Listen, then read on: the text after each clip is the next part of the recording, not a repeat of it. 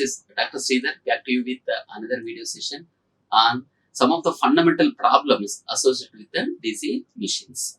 So with this video session, we can get some basic idea how to solve the problems, the numerical problems associated with the DC machines.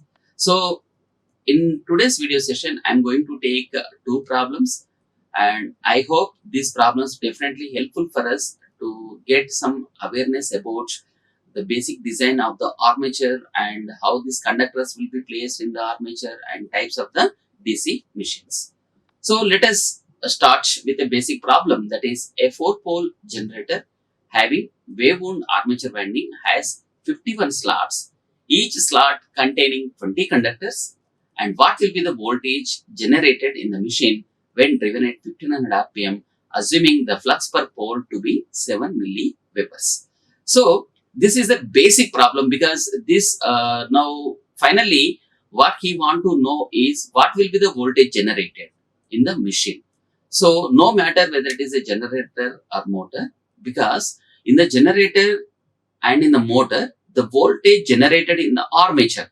Now here the data, if you could see the data available in the problem, now every data is speaking about the internal structure of the armature, because it is talking about armature conductors and with what velocity armature is rotating and how many number of conductors are there and how much of magnetic flux, and these are the information it is available for us. With this information we had to solve, and we should know what will be the expression for voltage generated in the DC machine. So no matter whether it is a generator or motor, the voltage generated is nothing but pi p n by 60 into Z by A. So that EMF generated per paths is nothing but, if there are armature parallel paths A, that is a letter A is used to define EMF generated per parallel paths. Of course, how many number of parallel paths no matter, because across every parallel path, how much of voltage it will be generated, that will be remain same. That will be the induced EMF in the armature of that particular DC machine. So in the DC motor, same concept, and back EMF will be there instead of voltage generated, but the formulas are same. So that EMF generated in the wave wound generator is nothing but the pi p n by 60 into Z by A. So for a wave wound generator, the number of parallel paths are equal to 2. And one more classification is there, that is lap wound generator. In the lap wound generator, the number of parallel paths are A is equal to P.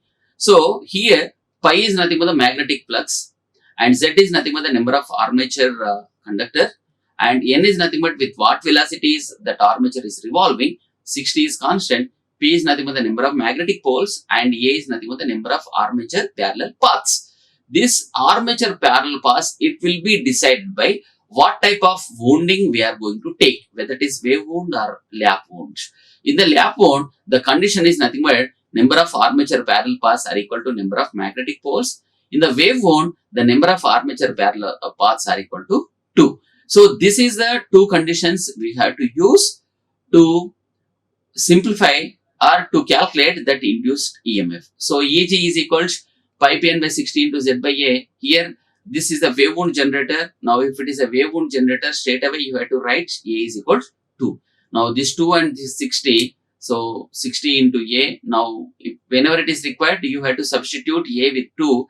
So pi already has given 7 milliweber. So 7 into 10 power minus 3 webers. And Z is nothing but 51 slots are there. In the armature, there are 51 slots, each slot containing 20 conductors.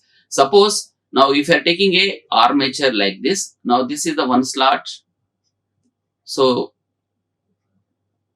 like this, if you can take, now this is this wedge shape one is slot 1.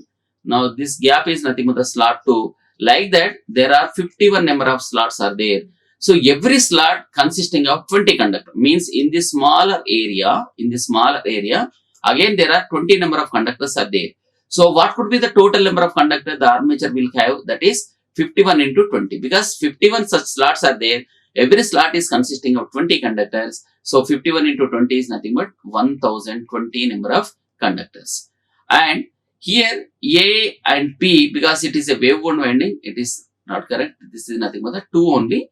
So armature parallel paths are equal to 2. So N is equal to 1500 RPM. So Eg is equal to 7 into 10 power minus 3 into 1020, because this is the Z, into 1500 RPM divided by 60 into P is nothing but it is 4 and A is equals 2 only. So A is already we have discussed that A will becomes 2. So if you are simplifying this, now the generated voltage is 178.5 volts. Now the same problem if you are going to take for the lap wound winding, so Eg is nothing but 7 into 10 power minus 3 into 1020 into 1500 into 4 by 4, because A is equal to P in the lap wound winding divided by 60. Now this is 4 gets cancelled. So the total value is nothing but, again it will be furtherly, it will be into, so this value is nothing but 89.25 volts. So this is nothing but the induced EMF if it is a lap wound generator. Now already we discussed when the lap wound winding is used, because lap wound winding is nothing but for high current applications and wave wound winding is nothing but for high voltage application. It is very clear. Now in the wave wound winding, what it is happening? Voltage is nothing but very large as compared to the voltage in the lap wound winding. Now here means there are few more number of parallel paths are there.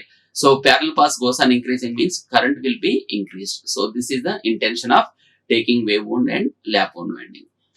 Now one more problem, let us discuss on the types of the DC generators. Here a shunt generator delivers 450 amps at 230 volts and the resistance of the shunt field and the armature are 50 ohm and 0.03. So armature is nothing but this resistance is 0.03 ohm.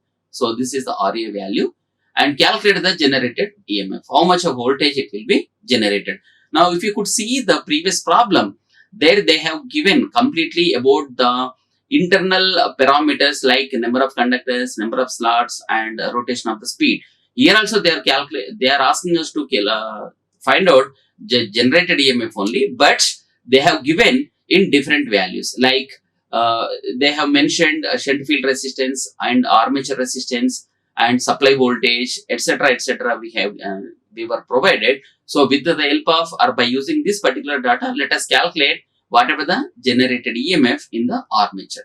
So current through the, already we know that just now also this ISH is nothing but, this current is nothing but this parallel path load and this armature and this one. So let us take this one load terminal and this armature terminal and this shunt field are parallel to each other, and they have given that this voltage is nothing but at 230 volts the resistance they were given, that is 450 amps at 230 volts. So load current they have given 450 amps and load voltage is nothing but the 230 volts, and this 230 will be the voltage also across this shunt field winding. So let us calculate this ISH. ISH is equal to 230 is nothing but the voltage to the resistance RSH. 230 by 50 is nothing but the 4.6 amps. So load current is nothing but the I is equal to 450 amps. So armature current is nothing but, so armature current IA is equal to ISH plus I. So this is I plus ISH, that is 450 plus 4.6.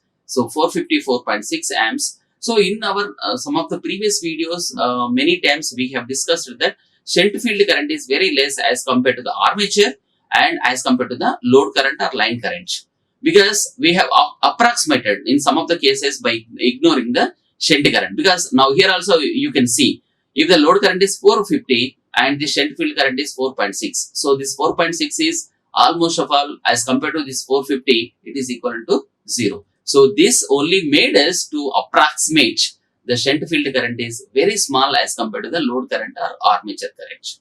And what could be the voltage drop in the armature? Armature voltage drop is equal to IA into RA, that is 454.6 into RA is nothing but 0.03.